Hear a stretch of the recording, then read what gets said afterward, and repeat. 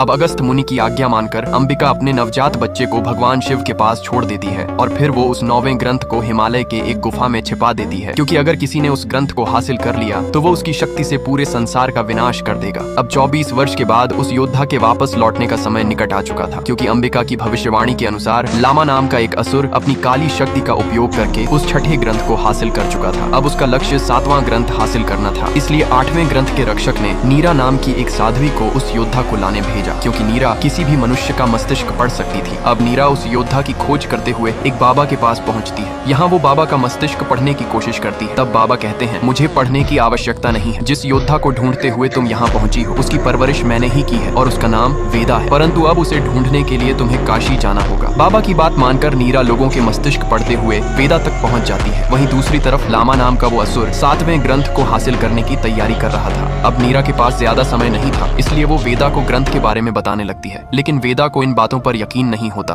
तब नीरा वेदा के बारे में जानने के लिए उसका मस्तिष्क पढ़ने की कोशिश करती है, पर वो ऐसा करने में असफल हो जाती है। जिसके बाद वो वेदा से कहती है, मैं किसी भी इंसान का मस्तिष्क देखकर उसकी पुरानी यादों को पढ़ सकती हूँ, लेकिन मैं तुम्हें पढ़ नहीं पा रही हूँ, जिससे साबित होता है कि तुम कोई साधारण मानव नहीं हो। पर वेदा कहता है, अगर सच में तुम्हारे अंदर मस्तिष्क पढ़ने की शक्ति है तो इसका मस्तिष्क पढ़कर बताओ। तब नीरा उसके दोस्त का मस्तिष्क पढ़कर उसका सारा राज्य बता देती है, जिसे सुनने के बाद वेदा अपने दोस्त के साथ झगड़ने लगता है। अब नीरा ग्रंथ के 8वें रक्षक को योद्धा मिल जाने का संदेश भेजती है। उसी दौरान लामा अपनी काली शक्ति से 7वें ग्रंथ के रक्षकों को मारकर उस ग्रंथ को भी अपने कब्जे में ले चुका था। वहीं दूसरी तरफ जब नीरा वेदा को उसका कर्तव्य समझा रही होती है, तभी डेडी के लोग वेदा को मारने आ जाते हैं। वो लोग वेदा को मार पाते तभी नीरा वेदा को लेकर वहां से भागने लगती है।